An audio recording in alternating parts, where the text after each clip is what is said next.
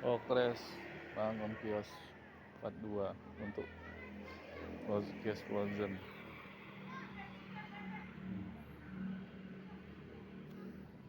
Ini udah ditimbun separuh, nanti pakai pasir timbun lagi, depan sama di dalam. Kurang lebih tiga lagi, kayaknya pasir timbunan dibutuhkan tiga lagi sepertinya, 3 dam lagi. Buatnya masih sedikit ya. Ini punya Bos Agus yang sebelah ini. Nah, Bos Agus.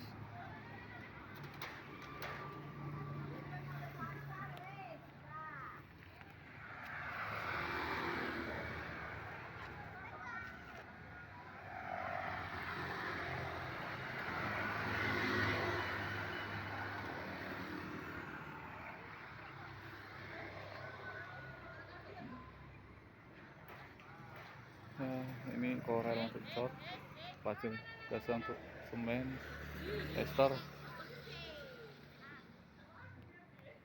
Nanti dikasih kanopi juga seperti yang di kios sebelah.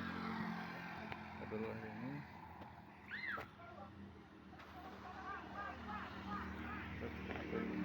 Dulu wabillahi taufiq wal hidayah. Assalamualaikum warahmatullahi wabarakatuh.